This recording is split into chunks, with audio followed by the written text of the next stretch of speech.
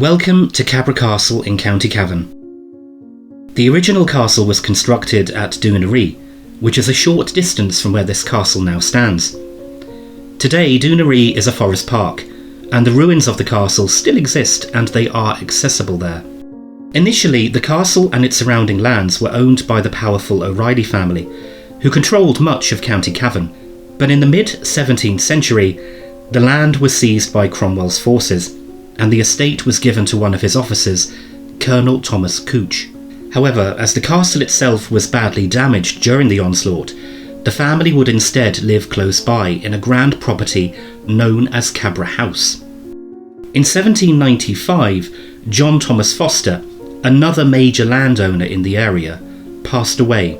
He left his own property, Cabra Castle, and the surrounding lands to his two sons, but they were both young children at that time. His cousin Henry was appointed as the executor of his will, and in turn he was also the trustee charged with maintaining and developing the estate until Augustus, John's eldest son, was old enough to take it over. Henry began restoration and expansion works at the castle, but the cost of his lavish refurbishment exceeded the available budget, and he amassed a significant debt during the process. He was later declared insolvent. It is likely that Joseph Pratt, the son-in-law of Colonel Couch of Cabra House, was one of Foster's creditors. In 1813, he acquired Cabra Castle, along with 400 acres of its land. John Foster's son and heir Augustus retained the remaining land. Joseph then relocated from Cabra House to Cabra Castle, and in 1820 he renamed the property Cabra Castle. The castle would remain the principal residence of the Pratt family for 265 years. Following the death of Major Mervyn Pratt in 1950, the castle was bequeathed to his nearest male relative, Mervyn Shepherd. But at this point, the estate was not profitable. The castle needed repairs, and the various duties and taxes meant that he could not afford to keep it. With a heavy heart, Shepherd decided to sell the castle. Cabra Castle was acquired by the Brennan family in 1964. They set about transforming it into a luxury hotel with 22 authentic castle bedrooms. They also added the banqueting hall and another extension which now serves as a bar. The hotel operated successfully for 22 years until the Brennans decided to sell it. The castle was then sold to a businessman from the United Arab Emirates who had designs on closing the hotel and reverting it back for use as a private home. But conditions were not in his favour, and after pre-arranged bookings had been honoured, the castle closed its doors and it was left empty and unused for several years. Fearing that his fortunes would not change, the owner elected to sell the property once more. In 1991, it was acquired by its current owners, the Cavan family. More than 30 years later, the hotel now offers 105 guest bedrooms. These are divided between the original castle and a greater number of guest rooms which have been created in the original courtyard buildings, all of which have been totally restored.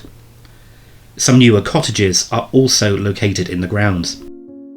The dramatic, fairy tale-like exterior, the manicured gardens and the lavishly decorated rooms have made Cabra Castle a popular choice for romantic getaways, weddings, events and celebrations. But this castle is popular for another reason too. In 2010, the Hotel del Coronado in California was named the world's scariest hotel by the users of TripAdvisor. But Cabra Castle came in a close second. That's quite an accolade, and being just an hour's drive from me, it's one that I needed to check out. It is true that this hotel embraces its haunted heritage. There are even some references to strange events that have been posted by past guests, and these have been acknowledged publicly. But apart from one story, I could find little about the other supposed hauntings. So was the power of suggestion and the authentic castle vibe stirring things up? And is the hotel really as haunted as people think it is?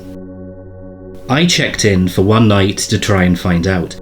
I was curious to know whether staff would share their stories with me, or if they would look at me as if I was visiting from the moon.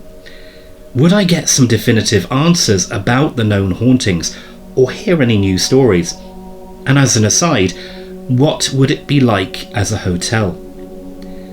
Even before I had checked in, I asked whether anyone might be available to talk to me about the ghosts. To my pleasant surprise, they had a note against my booking to say that I had expressed an interest in the subject, and the conversation started immediately. Keep watching to find out what I was told. Somewhere along this woodland walk is the infamous hanging tree that is referred to in the castle's most prolific ghost story.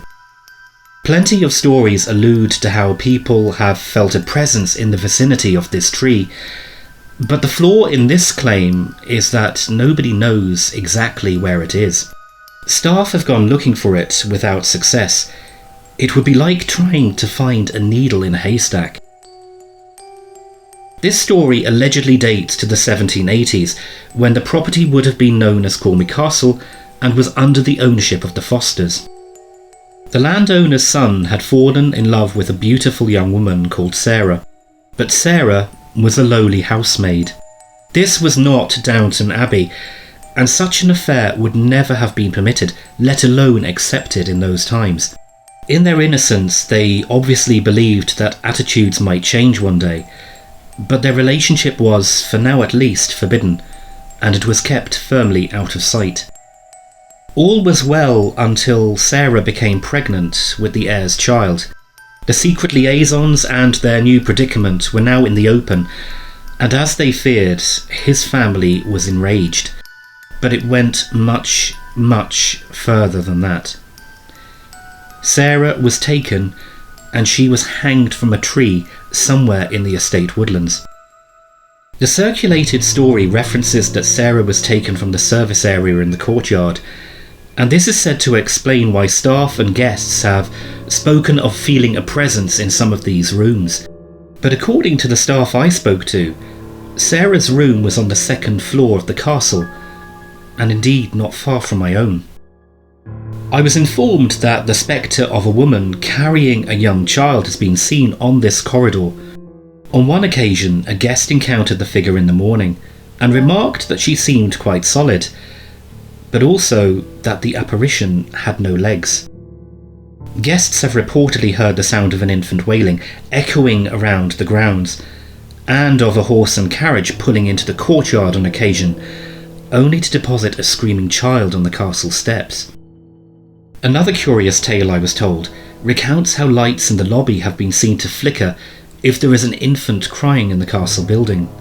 Door handles have been known to rattle on occasion when there is no one on the other side, and I was told that this was Sarah's benevolent spirit. She was a housekeeper and is simply continuing her duties.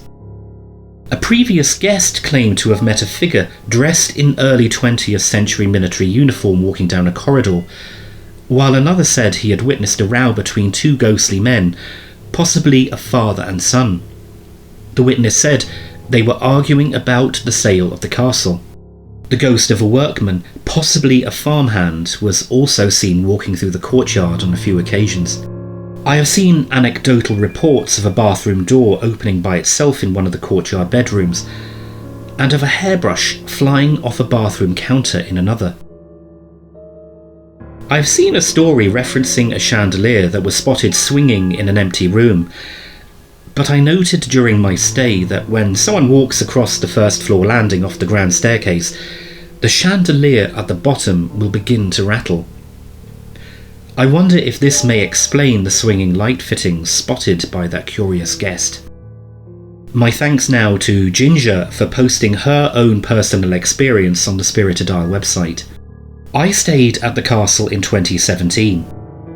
I was lying in bed reading my Kindle that was plugged into the wall. I felt a sharp tug on the charger. I thought it must have been a mouse, but when I looked, nothing was there, and the cord didn't even touch the ground. I laid back down, and it was like someone was tugging on the cord. I don't really believe in these things, but it was not a power surge. I had a very odd feeling, and went to the front desk and asked for some information on the castle. The pamphlet said that there was a ghost that specifically targeted Americans. I didn't go back to the room until my husband came back. When I asked the receptionists whether there had been any recent spooky encounters, I was informed that all has been quiet in recent times, with no reports of any paranormal activity. So did I experience anything spooky during my stay at Cabra Castle? Sadly not. I did have a good look around and even did an early morning walkabout, but despite the split levels, the nooks and crannies, I didn't feel anything myself. If it wasn't for some meds I am on right now that cause my temperature to fluctuate, I would have slept quite soundly too.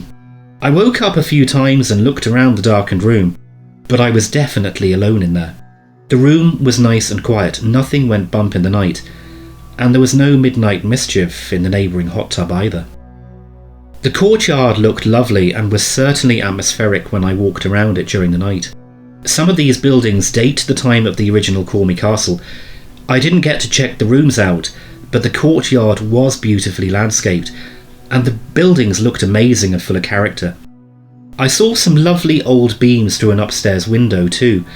They definitely seem to have the same ambience as the castle rooms, and they certainly have stories too, as I have said. Now, do I believe the castle is haunted? Yes, I do. Some of the details of the alleged hauntings differ according to the source, but I do believe that a few of the characters from the castle stayed on longer than others, even if all is quiet right now. If you have visited Cabra Castle and you have a story to share, please do leave a comment or send the details to content@spiritedisle.ie.